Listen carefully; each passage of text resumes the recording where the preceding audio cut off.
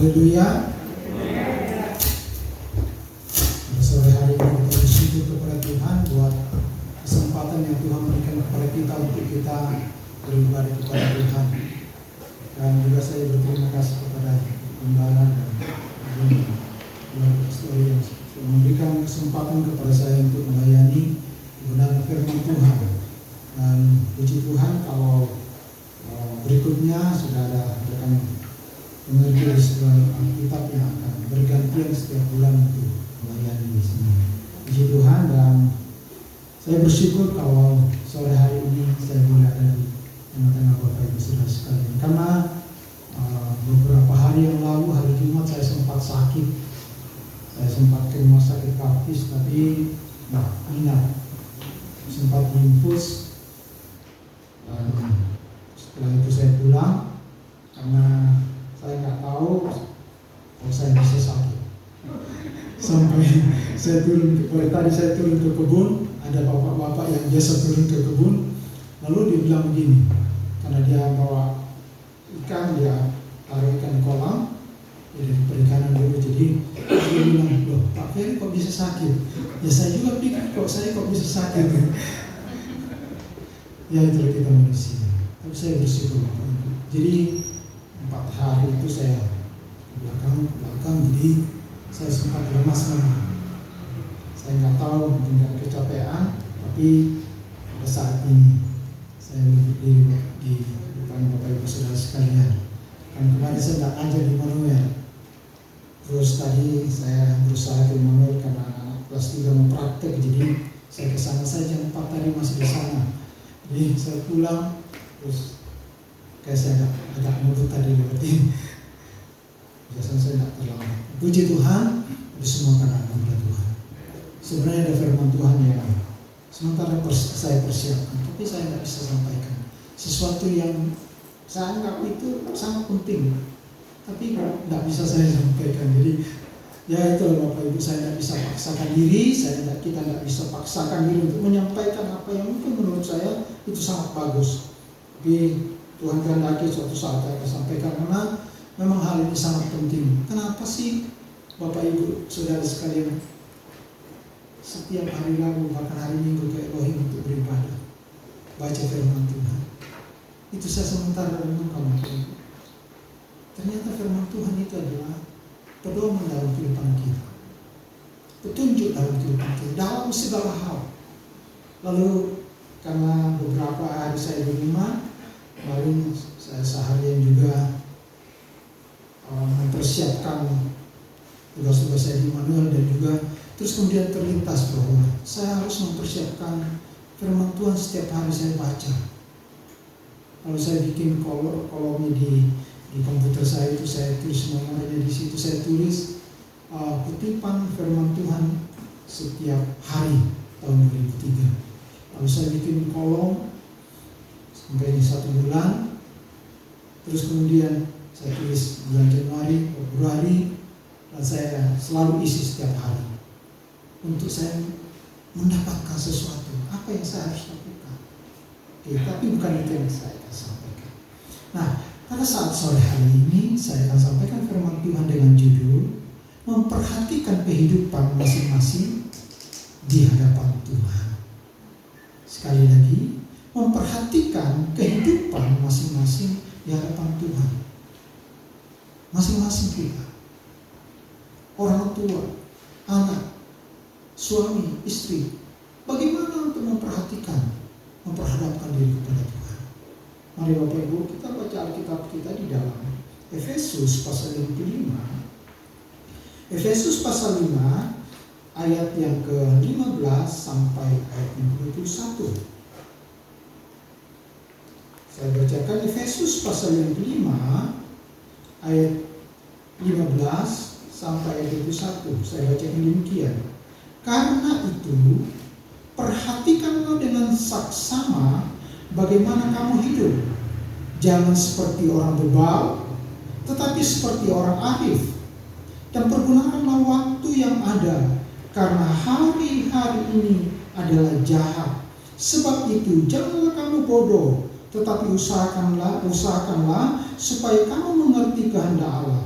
Dan janganlah kamu mabuk oleh anggur, karena anggur menimbulkan hawa nafsu, tetapi hendaklah kamu penuh dengan roh, dan berkata-katalah seorang kepada yang lain dalam mazmur, kidung puji-pujian, dan nyanyian rohani. Bernyanyilah dan bersoraklah bagi Tuhan dengan segenap hati. Ucapkanlah syukur senantiasa atas segala sesuatu dalam nama Tuhan kita Yesus Kristus kepada Allah dan Bapa kita, dan rendahkanlah dirimu seorang kepada yang lain di dalam takut akan Kristus. Mari Bapak Ibu, kita memperhatikan kehidupan kita masing-masing. Ini sangat penting untuk kita perhatikan, dan ada dua hal yang dibandingkan di sini, yaitu orang bebal dan orang arif. Saya tadi cari pengertian orang bebal itu adalah orang yang tidak cepat menanggapi sesuatu atau sulit mengerti, dan bisa juga diartikan bodoh. Orang bebal biasanya sulit untuk diberitahu, tidak mau menerima saran dan pendapat orang lain. Semua tindakan dan perbuatannya mengikuti pikiran dan kemauannya sendiri, sekalipun apa yang dilakukannya salah. Jadi Bapak Ibu Saudara sekalian, orang arif tidak mau dikasih tahu, sulit untuk mengerti, tidak tanggap terhadap sesuatu. Itu orang arif. Sehingga terjadi sesuatu, maka itu akan menjadi masalah baginya. Nah, firman Tuhan ini datang kepada kita semua. Dikatakan bahwa karena itu perhatikanlah dengan saksama, dengan teliti bagaimana kamu hidup. Bagaimana kita hidup Bapak Ibu? Di ayat yang ke-6 nanti saya akan jelaskan bahwa hari-hari ini jahat. Betul-betul Bapak Ibu, hari-hari ini jahat. Tidak ada yang memberikan kenyamanan, tetapi ada jaminan di dalam Tuhan. Bukan karena kita mampu menjaga diri kita. Situasi yang kita hadapi Bapak Ibu, seperti kita sedang menghadapi singa yang sedang mengaum-ngaum untuk menerkam orang-orang yang tidak berjaga-jaga. Tapi saya katakan Bapak Ibu, tidak usah bingung dengan singanya. Singa di mana-mana ada, saya katakan. Di lingkungan sekitar kita, di tempat pekerjaan kita ada singa. Dan tidak usah kita bingung untuk memikirkan itu. Apa yang kita pikirkan? Jaga hubungan kita dengan Tuhan. Kalau kita menjaga hubungan kita dengan Tuhan, ini menjadi pembelajaran yang memberikan suatu pemahaman kepada saya yang membuat saya sadar bahwa ternyata yang perlu saya lakukan itu adalah saya mendekat kepada Tuhan. Yang lain Tuhan urus. Coba kita ingat Daniel. Saat Daniel karena orang cemburu, teman-temannya cemburu dan segala macam. Tapi yang dilakukan Daniel adalah berdoa. 3 hari sehari dan 1 hari 3 kali berdoa, seperti yang biasa dilakukan. Dan tetap dibuang ke dalam gua singa. Singanya di dalam sudah lapar. Tapi apa yang terjadi? Singa tidak apa-apain dia. Kenapa? Karena hubungannya dengan Tuhan. Di hadapan kita Bapak Ibu, ada singa-singa yang ingin menerkam kita, yang ingin mencelakakan kita. Tapi kalau kita jaga hubungan kita dengan Tuhan, tidak usah pusing masalah singa. Tuhan akan menutup mulutnya. Oke, perhatikan kembali di ayat pokok kita.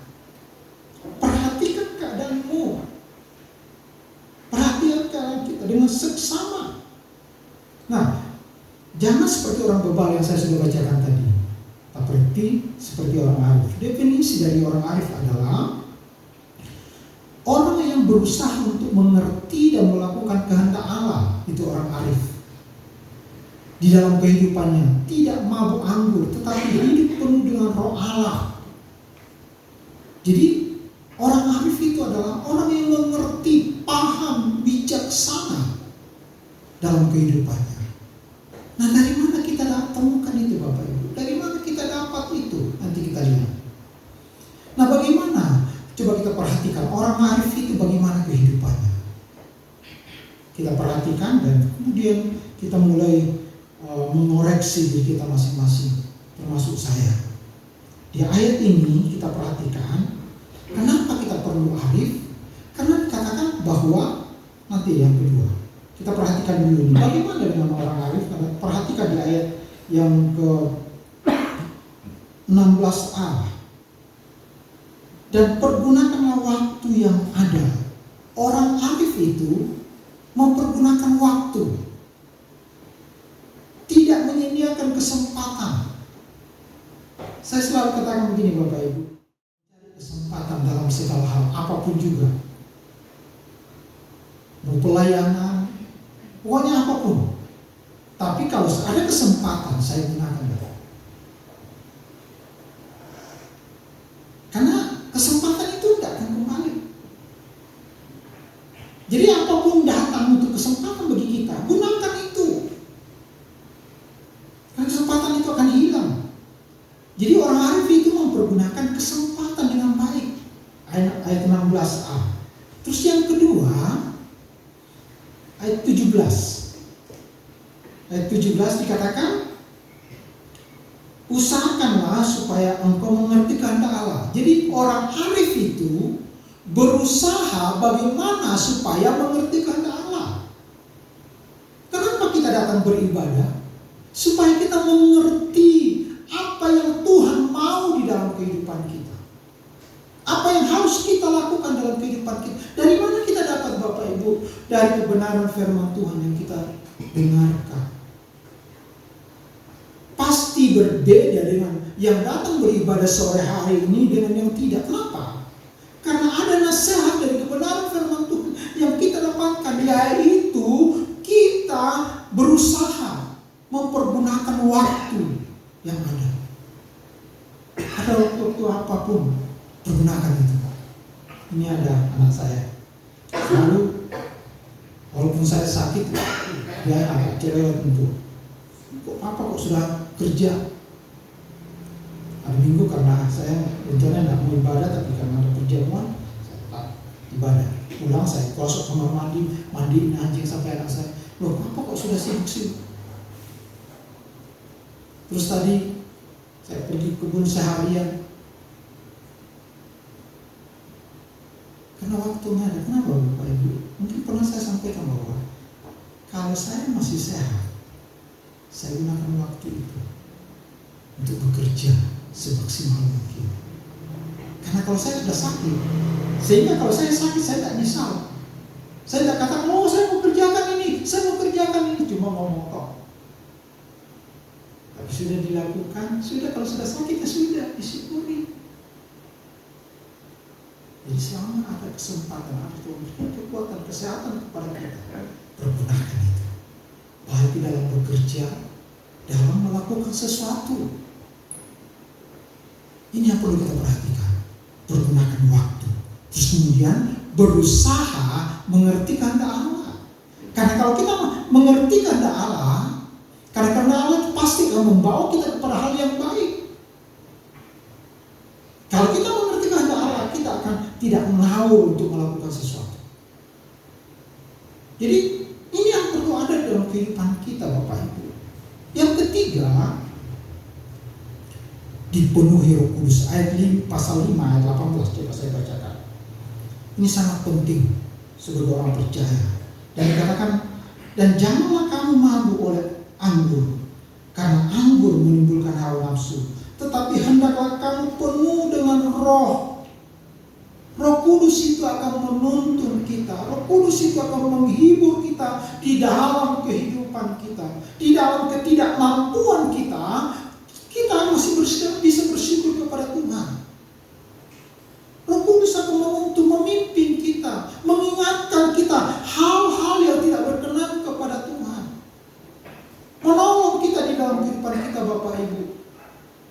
Saat sekarang ini saya katakan kalau tidak ada Roh Kudus dalam kehidupan orang percaya tidak akan bertahan menghadapi situasi yang sulit, yang sukar ini. Dan kalau Roh Kudus ada di dalam kehidupan kita, pasti ada buahnya yang nyata dari kehidupan kita. Nah di kebun itu Bapak Ibu, saya tanam markisa. Karena di rumah saya tanam markisa, dan itu sudah kemana-mana. Bahkan siswa datang ambil, minta, langsung saya kasih. Lalu saya tanam di kebun. Nah suatu saat, agak lama, hampir 1 tahun itu, terus kemudian sudah mulai berbuah satu.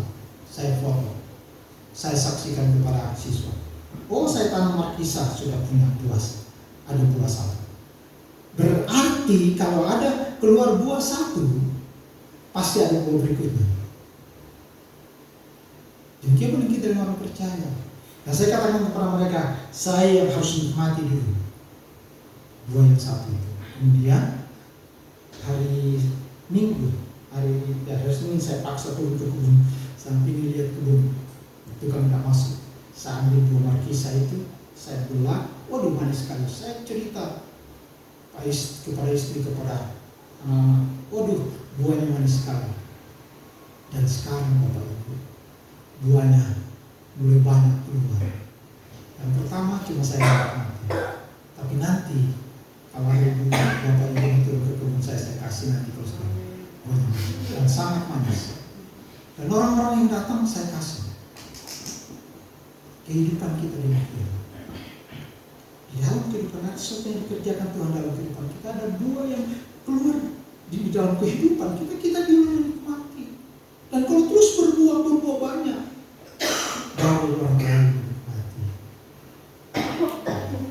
Sama saat saya ngajar di sekolah, di SMA, saya katakan kepada mereka, kalian belajar dengan baik, dan kalian pasti menikmati juga.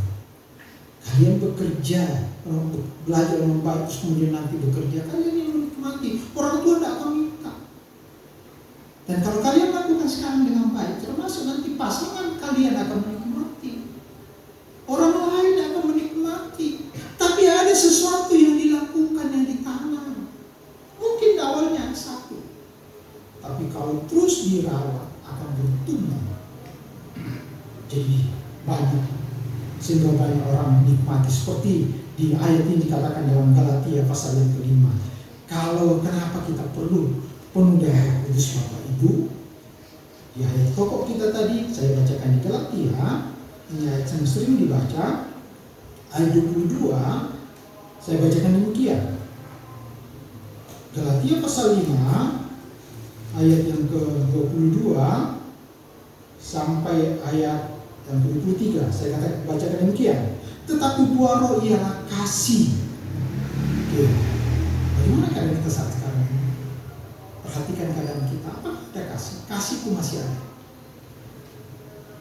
Saling memperdulikan satu dengan yang lain. Buah roh ialah kasih, sukacita, damai sejahtera, kesetiaan, kelemah lembutan, penguasaan diri. Saya ulang dulu. Kelemah lembutan. Apakah kita masih lemah lembut kalau menghadapi situasi yang sulit, yang tidak menyenangkan bagi kita? Atau mulai berubah? Penguasaan, kelemah lembutan, penguasaan diri. Apakah kita masih menguasai diri? Jadi ini perlu Bapak Ibu dalam kehidupan kita. Ada penguasaan diri untuk menghadapi situasi yang sulit. Nanti kita akan lihat itu. Sini dikatakan bahwa perhatikanlah keadaan, pergunakanlah waktu, berusaha untuk mengerti kehendak Allah, dan biarlah Roh Kudus memenuhi kehidupan kita. Karena Roh Kudus akan menuntun kehidupan kita, memimpin kehidupan kita, dan menghasilkan buah dalam kehidupan kita untuk dinikmati oleh banyak orang. Di mana situasi saat sekarang ini kasih sudah mulai hilang, kasih sudah mulai tawar. Tapi sebagai orang percaya, saya harap hal ini itu bukan hanya kerinduan kita, tapi Tuhan rindu untuk memenuhi kita, karena Dia mau untuk kita menjadi saksinya. Yang keempat, selalu ada pujian kepada Tuhan dengan segenap hati. Oke. Ayat 19 saya bacakan di ayat pokok kita tadi di dalam Efesus pasal 5 ayat yang ke-19. Saya bacakan demikian. Dan berkata-katalah seorang kepada yang lain dalam mazmur, himne puji-pujian dan nyanyian rohani. Bernyanyilah dan bersoraklah bagi Tuhan dengan segenap hati. Jadi orang arif itu adalah orang yang selalu memuji Tuhan. Karena tahu bahwa kalau dia boleh ada semua karena anugerah Tuhan. Dan memuji Tuhan dengan segenap hati. Bukan karena suaranya tidak bagus Bapak Ibu. Tapi bagaimana kerinduan kita memuji Tuhan kepada Tuhan. Karena saya katakan tadi bahwa kita memperhatikan kehidupan kita masing-masing di hadapan Tuhan. Memperhadapkan diri kita masing-masing kepada Tuhan. Bagaimana saat kita memuji Tuhan? Apakah kita sungguh-sungguh? Dan saya katakan bahwa sebenarnya tidak perlu kita perhatikan orang lain. Tapi bagaimana kita perhadapkan diri kita kepada Tuhan. Saat kita memuji Tuhan, ada kekuatan yang Tuhan kerjakan dalam kehidupan kita. Maka mungkin saat kita sakit, sementara kita memuji Tuhan, menyembah Dia, kita mengalami kesembuhan dalam kehidupan kita. Oke, berikut yang kelima, ayat yang ke-20. Efesus pasal yang ke-5 ayat 20. Ucapkanlah syukur senantiasa atas segala sesuatu dalam nama Tuhan Yesus Kristus kepada Allah Bapa kita. Nah, saya memberikan di sini bahwa selalu berdoa dan mengucap syukur kepada Tuhan. Selalu berdoa dan mengucap syukur kepada Tuhan. Itu orang arif. Dia perlu Tuhan, dia menyadari bahwa tanpa Tuhan dalam kehidupan saya tidak bisa berbuat apa-apa. Sedangkan doa itu adalah hubungan pribadi kita masing-masing kepada Tuhan. Bapak Ibu, kita berdoa sama-sama di sini secara serempak. Saya pimpin doa, atau siapa yang pimpin doa. Tapi sebenarnya kita datang kepada Tuhan itu adalah masing-masing kita berhubungan dengan Tuhan. Kita masing-masing datang kepada Tuhan, bersyukur kepada Tuhan, memohon pertolongan Tuhan kepada kita. Memang ada kadang-kadang kita didoakan. Tetapi dari kehidupan kita datang kepada Tuhan. Tuhan, Engkau menolong saya. Engkau nyatakan kuasa di dalam kehidupan saya. Bapak Ibu, masalah berdoa ini yang penuh Roh Kudus.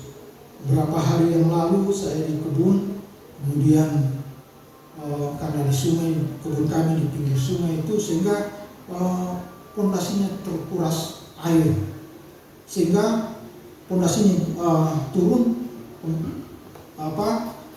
temboknya pagarnya itu retak. Lalu saya turun, saya coba mengatasi sendiri, ternyata tidak bisa. Tak panggil tukang dengan pengerja, tapi tidak bisa karena saya sampai hampir di leher saya, dada saya yang dalamnya dan masuk. Lalu hari Sabtu saya ajak siswa untuk ajak satu kamar hampir 30 orang untuk isi karung ke pasir ke karung dan batu-batu untuk isi. Nah, yang saya alami adalah sementara saya tebang ada bambu yang bagus itu saya potong. Lalu parang yang saya pakai Bapak Ibu itu parang yang bagus, parang yang saya bawa dari Toraja beberapa tahun yang lalu. Terus kemudian pokoknya beberapa pohon yang besar di sekolah kita juga bisa tumbang walaupun agak kecil. Lalu sementara saya pegang Bapak Ibu, sementara saya pegang, jatuh ke air yang dalam itu. Saya cari tidak bisa, saya tidak dapat. Lalu saya mulai duduk di pinggir kali itu. Lalu saya katakan, saya meneteskan air mata.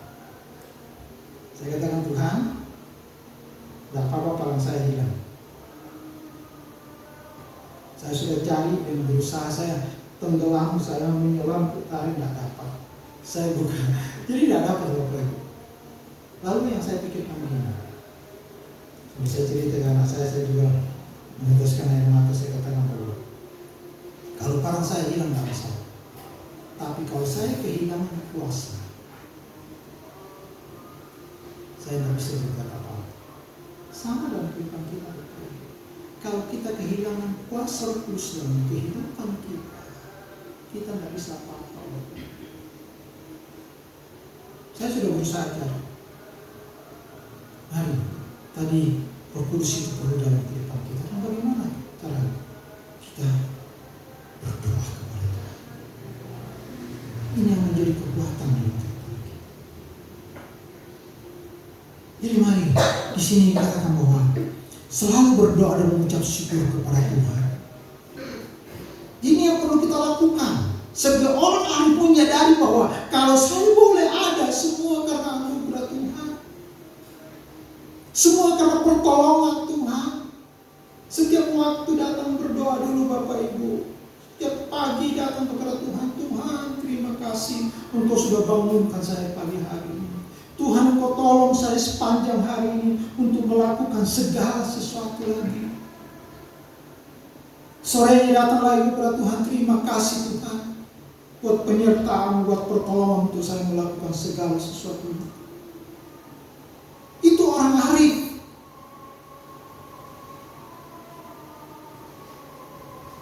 Di 1 Tesalonika pasal yang ke-5 ayat 17 dikatakan, mengucap syukurlah dalam segala hal. Tapi bagaimana kita mengucap syukur kalau kita tidak dekat dengan Tuhan? Yang membuat kita mengucap syukur adalah karena orang itu dekat dengan Tuhan dan dia lihat pertolongan Tuhan dalam kehidupannya. Sehingga ada sesuatu yang akan terjadi dalam kehidupan kita. Kita dijaga sehingga katakan terima kasih Tuhan. Jadi Bapak Ibu, mari selalu berdoa, mengucap syukur. Doa adalah kekuatan awal di dalam kehidupan kita setiap hari. Kita serahkan apa yang kita lakukan, Dialah Tuhan yang campur tangan. Kalau kita sudah berdoa kepada Tuhan, ada sesuatu yang terjadi. Tuhan memberikan dari sejahtera dalam kehidupan kita. Tidak membuat kita bersungut-sungut mempersalahkan keadaan. Yang terakhir, Efesus pasal 5 ayat 21. Dan rendahkanlah dirimu seorang kepada yang lain di dalam takut akan Kristus. Orang arif adalah orang yang memiliki kerendahan hati, yaitu menghargai siapapun. Sekali lagi, orang arif adalah orang yang memiliki kerendahan hati, yaitu menghargai siapapun. Mari Bapak Ibu, ini ada dalam kehidupan kita. Kita hidup di dunia yang semakin sulit ini. Tapi kalau kita dekat kepada Tuhan, kita tahu mempergunakan waktu, kita berusaha mengerti kehendak Allah, dan kita dipenuhkan Roh Kudus, selalu ada pujian dari kehidupan kita. Sementara kita mengerjakan sesuatu, Bapak Ibu, memuji Tuhan. Puji Tuhan. Terus memiliki kerendahan hati. Saya percaya bahwa kalau kita memiliki kerendahan hati Bapak Ibu, dimanapun kita berada, pasti orang akan menerima kita. Itu yang perlu ada dalam kehidupan kita. Terus yang kemudian, itu bagiannya. Bagian B yang saya mau sampaikan adalah, mengapa kita harus menjadi orang arif? Apa alasannya? Sehingga kita harus menjadi orang arif yang punya ciri-ciri seperti di atas tadi itu. Yang pertama adalah ayat 16. Ada satu yang membuat kita harus menjadi orang arif adalah karena hari-hari ini jahat. Bapak Ibu, hari ini jahat. Kita tidak hanya sekarang dengar di luar negeri terjadi perampokan, setelah pembunuhan dan segala macam terjadi, tetapi di negara kita, bahkan di Kota Batu sendiri. Dan tanpa pertolongan Tuhan, kita tidak bisa berbuat apa-apa. Dalam firman Tuhan sudah jelas katakan di dalam 2 Timotius pasal yang ketiga, ayat pertama sampai ayat yang kelima. Saya baca secara cepat. Ketahuilah bahwa pada hari-hari terakhir akan datang masa yang sukar. Akan terjadi masa yang sukar Bapak Ibu. Coba mungkin Bapak Ibu perhatikan di TV. Beras sekarang naik.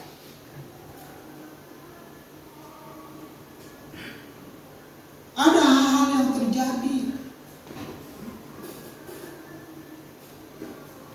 Tapi sekali lagi, kalau kita orang percaya, kita hidup arif di dalam Tuhan, kita mengerti kehendak Tuhan, kita tidak takut. Kita memiliki hubungan yang intim dengan Tuhan. Dia yang memberikan damai sejahtera, bahkan Dia memberikan kita petunjuk bagaimana kita menjalani kehidupan kita.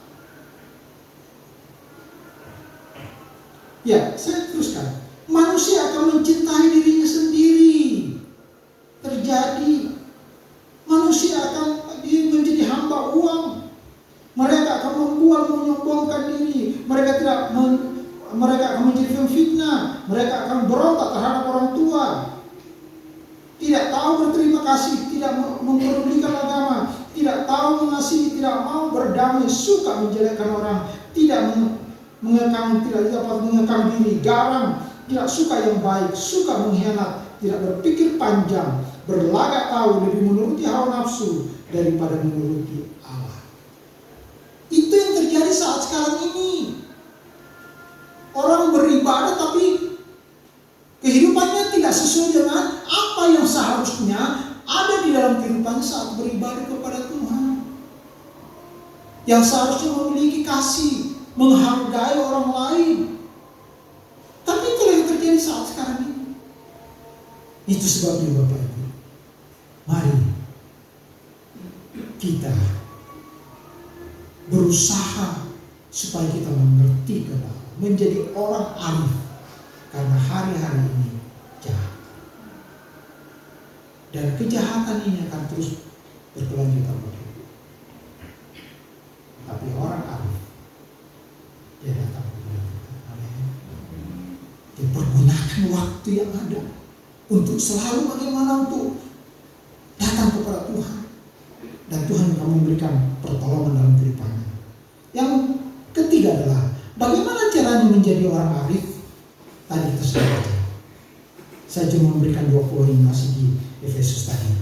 Ayat yang ke-16 bagian 6. Pergunakanlah waktu yang ada. Saat sekarang ini masih ada waktu beribadah. Beribadah Bapak Ibu. Dari ibadah ini kita menerima nasihat kebenaran firman Tuhan. Memberikan kita petunjuk-petunjuk apa yang kita harus lakukan dalam kehidupan kita sehari-hari. Apa yang kita harus lakukan dalam kehidupan rumah tangga. Bagaimana anak bersikap kepada orang tua. Di sinilah kita mendapatkan pelajaran. Sehingga kita betul-betul dikatakan menjadi orang yang arif, mempergunakan waktu. Oke, yang kedua, ayat yang ke Efesus pasal 5 dulu. Di sini saya tuliskan miliki hubungan yang intim dengan Tuhan. Berdoa kepada Tuhan. Saya katakan tadi tidak usah pikirkan masalah kuliah, masalah api seperti yang Sadrak Mesak Abednego, seperti Daniel, tidak usah pikirkan singa dan buah singa. Tapi jaga hubungan kita dengan Tuhan. Amin. Itu Bapak. Ini menjadi kekuatan kita. Ini yang membuat kita tetap hidup berkenan kepada Tuhan.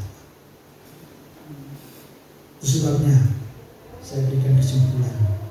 Jadilah anak-anak Tuhan yang arif, yang mempergunakan waktu yang ada untuk melakukan segala sesuatu dengan baik, selalu menjaga hubungan yang intim dengan Tuhan, dan menjadi orang yang mengerti kehendak Allah dan hidup kita berkenan kepada Allah. Puji Tuhan. Saya harap ini yang menjadi firman Tuhan yang datang kepada kita. Biarlah saat-saat sekarang ini kita menggunakan waktu yang ada sebaik